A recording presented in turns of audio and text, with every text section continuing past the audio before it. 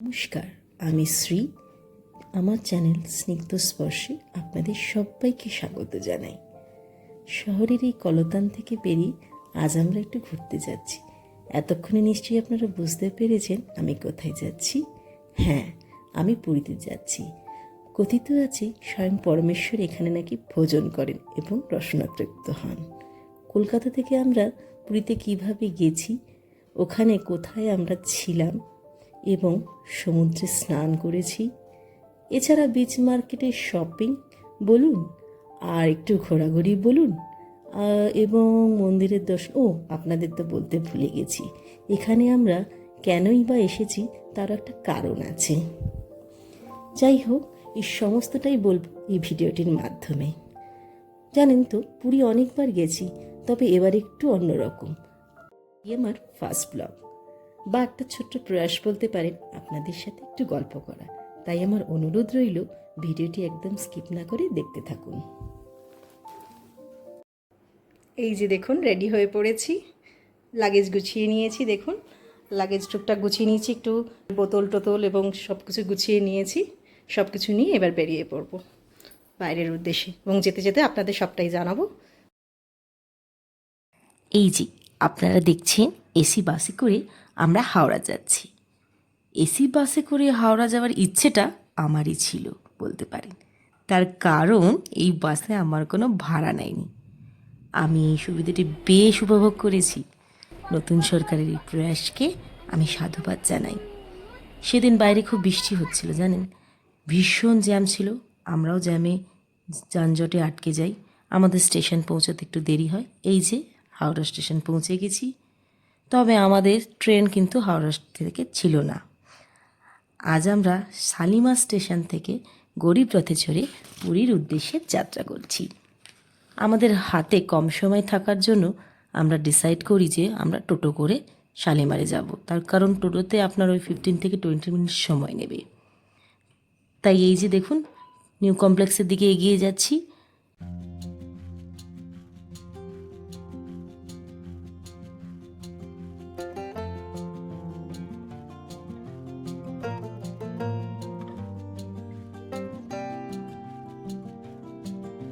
New complex থেকে একটু এগিয়ে গিয়েই জল ট্যাঙ্কি পার করব।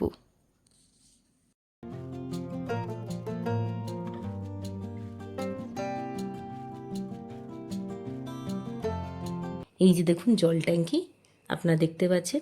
আর একটুখানি এগিয়ে যেতে হবে রেল মিউজিয়ামের দিকে।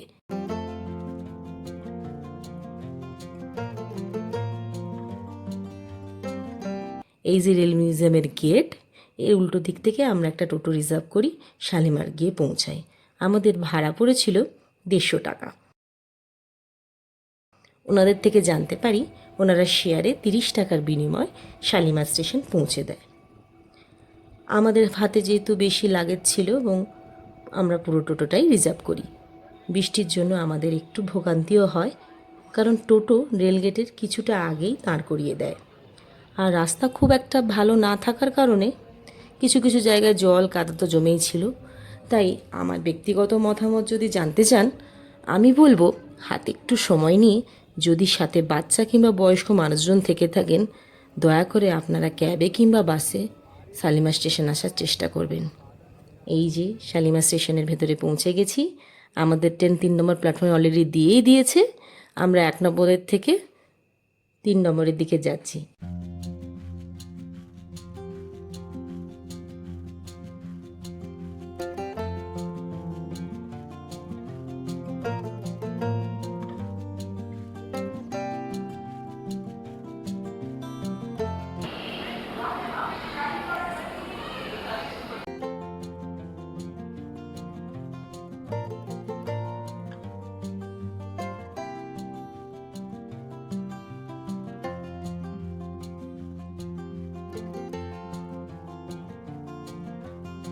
এই যে ট্রেনে উঠেই পড়লাম।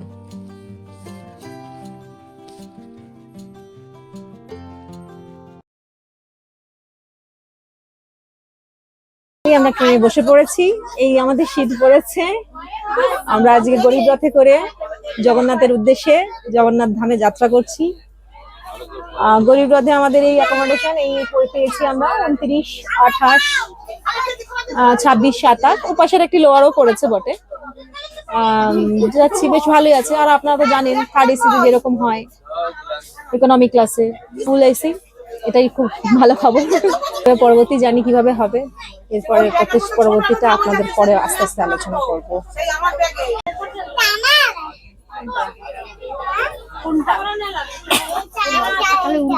পরোটা বানিয়ে এসেছিলাম আর একটু কাবলি চানার তরকারি বানিয়ে নিয়ে এসেছিলাম, সেটাই এখন রাত্রে ডিনার করবো।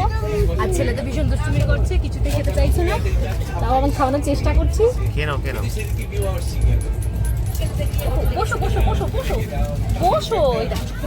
ট্রেন ছেড়েই দিল, বাহ, একদম শালিমার স্টেশন ছেড়ে বেরিয়ে যাচ্ছে ট্রেন। এবার আমরা পুরীর দিকে চলে যাচ্ছি। খুবই ভালো লাগছে, পুরীর দিকে এগিয়ে যাচ্ছি।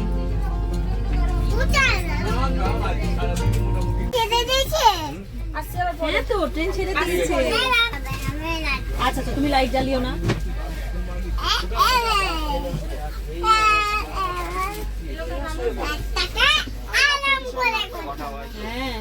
আমিও বসবো, আমিও দেখবো উপরে।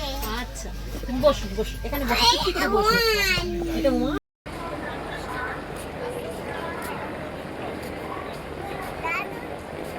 ফাইনালি আমরা পুরী স্টেশনে নেমে গেছি। আপনারা দেখতে পাচ্ছেন ট্রেন এই মুহূর্তে আমাদের নামিয়েছে, এখন বাজে ঘড়িতে 6টা। কিন্তু আমাদের ট্রেনের নামানোর কথা ছিল 5টা 10, কিন্তু এই ট্রেন লেট ছিল। তো কিছু করার নেই, চলুন এবার হোটেলের পথের দিকে যাওয়া যাক।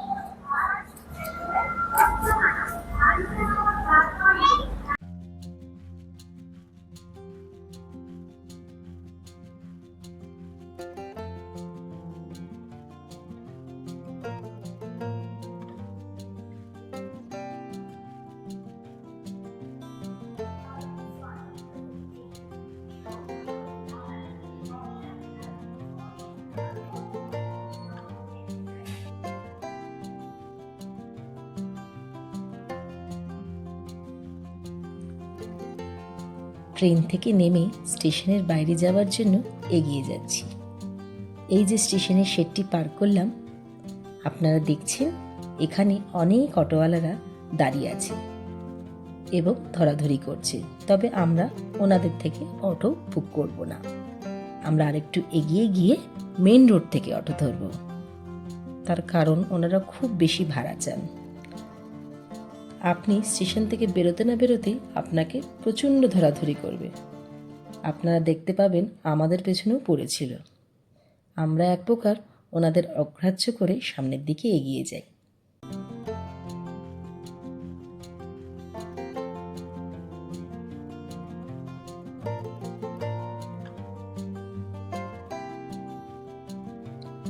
এই যে স্টেশনের বেরোতেই চোখে পড়ল, এই যে পেছনে দেখছেন, এই যে পুরী স্টেশনটি সুন্দর এক মন্দিরের আদলে সেজে উঠেছে। অনেকটাই কাজ হয়ে গেছে, তবে বাকিটা কবে শেষ হবে তা ঠিক জানি না। মেন রোড থেকে একটি অটো করে আমরা সবাই স্বর্গদ্বার বিচের দিকে এগিয়ে চলেছি।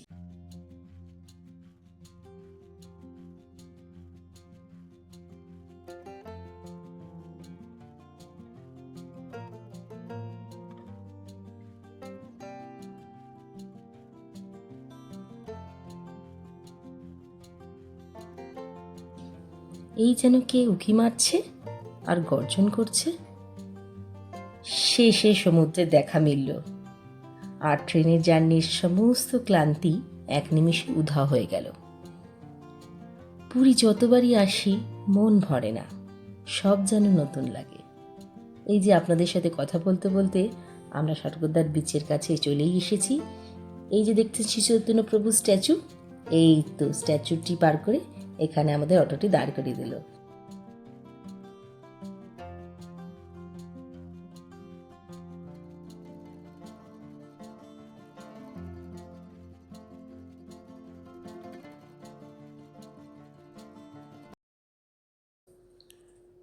এই যে আমাদের হোটেল, লোকেশনটা আপনাদের একটু বলি। এই যে রাস্তাটি দেখছেন, এটি স্বর্গদ্বার। স্বর্গদ্বার দিয়ে এগিয়ে এসে পুরীর যে বাঙালি বাজার আছে তার দিকে একটু এগিয়ে আসতে হবে। এই যে দেখছেন বাঙালি বাজার, এর ঠিক উল্টো দিকের গলিতেই আমাদের হোটেলটি আছে। ল্যান্ডমার্ক যদি বলি, এই যে দেখুন নরসিংহধাম, এইটি হচ্ছে ল্যান্ডমার্ক।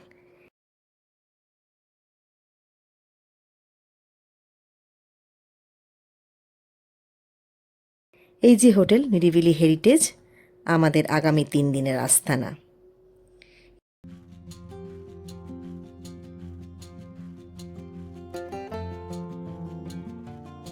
এটি একটি ইস্টার্ন রেলওয়ের হলিডে হোম। গেট দিয়ে ঢুকতেই প্রথমে পড়বে রেস্টুরেন্ট, তার পাশেই রিসেপশন। রিসেপশনের গায়ে নির্দেশাবলী এবং বুকিং নম্বরটি দেওয়া আছে, পজ করে দেখে নেবেন। তার সাথে আমরা যেহেতু এখানে রান্না করে খাবো, বর্তমান গ্যাসের কি সুবিধা রয়েছে তার ডিটেলসটিও এখানে দেওয়া রয়েছে, যদি চান তো পজ করে দেখতে পারেন। এই হোটেলের সমস্ত রুমই কিন্তু এসি রুম। এখানে 2টো ক্যাটাগরির রুম আছে। একটি 4 বেডের রুম, সেটা একটু বড়, 4 জনে শুতে পারে, এবং আরেকটি ডাবল বেডের রুম, যেখানে 2 জন বড় বাচ্চা নিয়ে থাকতে পারেন। এটি হলো ফার্স্ট ফ্লোর। বাঁ দিকে বড় রুমগুলি ছিল, আর তার সাথে কমন একটি করিডোর, আর এই দিকে ডাবল বেডের রুমগুলি আছে। আমরা এখানে 2টি রুম নিয়েছিলাম, একটি বড় আর একটি ছোট, যেগুলি ছিল সেকেন্ড ফ্লোরে।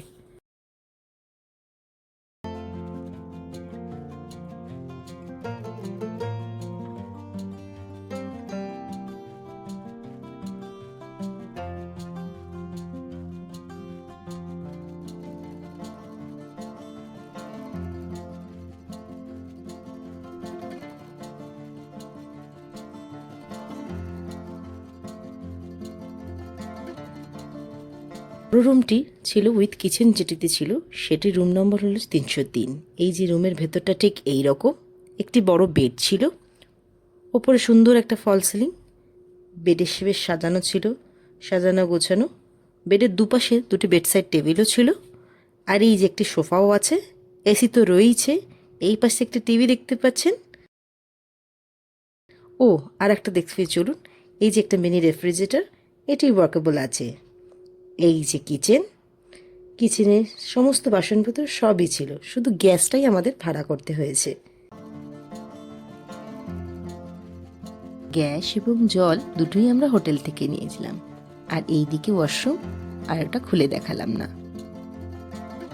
এই রুমটির ভাড়া পড়েছিল 1800 টাকা, মাসির চার্জ প্রতিদিন 20 টাকা করে।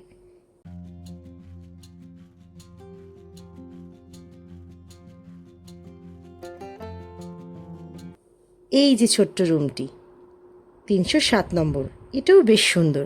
সব কিছু সেমই ছিল, শুধু আয়তনে ছোট। বাইরের জানলা দিয়ে একটা সুন্দর ভিউও ছিল।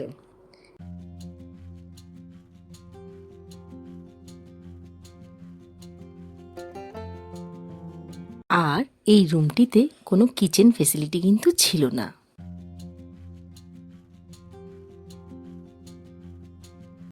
রুমটি বেশ পরিষ্কার পরিচ্ছন্নও ছিল। এই রুমটির ভাড়া পড়েছিল 1500 টাকা। 2টি রুমের ওয়াশরুম বেশ পরিষ্কার পরিচ্ছন্ন, আমাদের কোনো অসুবিধা হয়নি। হোটেলের ছাদে চলে এসেছি। ছাদ থেকে ভিউটা ঠিক এই রকম। এই দিকে গাছের পেছনে সমুদ্র দেখা যাচ্ছে।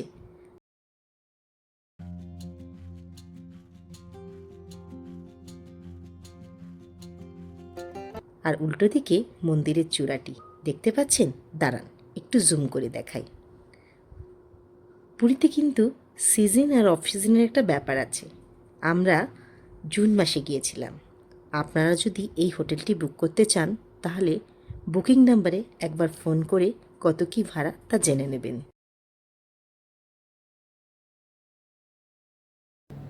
আপনারা দেখছেন আমি রেডি হয়ে গেছি। এবার আমি যাব পুরী জগন্নাথ প্রভুর দর্শনে। ও আপনাদেরকে তো আগেই জানিয়েছি, আপনারা জানেনই আমি আজকে সকালে গরিব রথে করে পুরীতে এসে পৌঁছেছি। এখন কেন এখানে এসেছি সেটাই আপনাদের সঙ্গে এখন আমি বলবো। আমার একটি মানসিক ছিল। আমার ছেলের বয়স এখন 3 বছর। ওর নামেই মানসিকটি ছিল। আমি ভগবান প্রভুর কাছে চেয়েছিলাম যে আমার যদি সুস্থ সন্তান হয় তার জন্য আমি ওনাকে আমার সবচেয়ে প্রিয় দুটি ফল আম এবং লিচু ভোগ হিসেবে দান করব। সেই জন্যই আমার এখানে আসা, এই সময়ে আসা। যে চলুন দেখি সবাই রেডি হয়েছে কিনা, তাই সবাইকে নিয়ে একসঙ্গে বেরিয়ে পড়ি।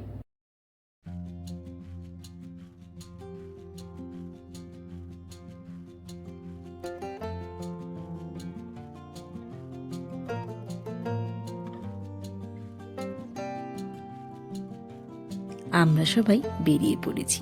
এবার অটো করে যাব মন্দিরে।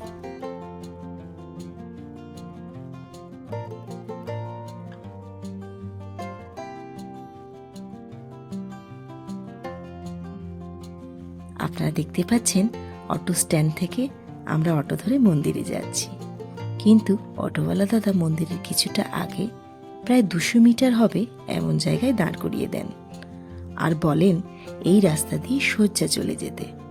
কারণ জিজ্ঞেস করাতে উনি বলেন মন্দিরের সামনের নাকি রাস্তায় কাজ হচ্ছে, তাই ওইটুকুটা আমরা হেঁটেই চলে যাই।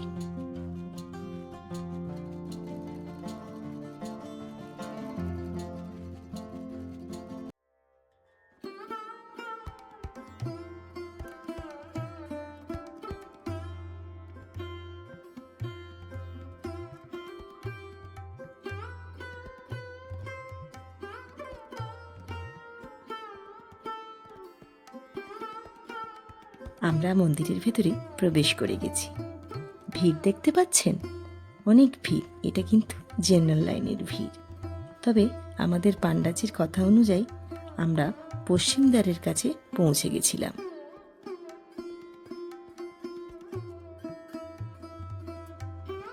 আসবেন এবং আমাদেরকে সাথে নিয়ে যাবেন। এখানে আপনাদেরকে আমি একটা জিনিস দেখাতে চাইবো। এখানে মোবাইল এবং স্ট্যান্ড ফ্রিতে রাখার জায়গা রয়েছে। আমরা এখনো পর্যন্ত মোবাইলে শ্যুট করছি। এরপরে তো মন্দিরে আপনারা জানেন মন্দিরের ভেতরে মোবাইল নিয়ে যাওয়াটা অ্যালাউ নয়, সেই জন্য আমরা এখানে মোবাইল এবং আমাদের স্ট্যান্ডে রাখবো রেখে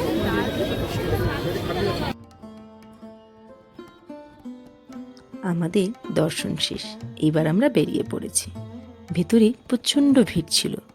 আমরা যেহেতু পান্ডাজির সাথে গিয়েছিলাম, উনি আমাদের পশ্চিম দ্বার দিয়ে মন্দিরে প্রবেশ করান, তাই আমাদের বেশিক্ষণ লাইনে দাঁড়াতে হয়নি। আমার হাতে যে লিচুর ব্যাগটি ছিল তা আমি ওনাকে দিয়ে দিই। উনি সেটি যথাস্থানে প্রদান করেন। তারপর উনি আমাদের প্রসাদের ডালার কাউন্টারে নিয়ে যান। সেখান থেকে আমরা আমাদের প্রসাদের কুপনটি সংগ্রহ করি। এইবার সমস্ত অপেক্ষার অবসান ঘটিয়ে একটিবার প্রভুকে দর্শন করার জন্য মন্দিরের গর্ভগৃহের দিকে এগিয়ে যাই আর প্রভুর দর্শন করি। যাই হোক, আমার এই পুরীর ব্লগটি আমি 2টো পার্টে ভাগ করেছি। এই পার্টটি এখানেই শেষ করলাম। নেক্সট পার্টে আরও কিছু মজাদার জিনিস আসতে চলেছে, তা আপনারা অবশ্যই দেখবেন। আর এই ব্লগটি যদি ভালো লেগে থাকে আপনারা একটা লাইক এবং শেয়ার করবেন। ভালো থাকবেন, সুস্থ থাকবেন। টাটা, দেখা হচ্ছে নেক্সট ব্লগে।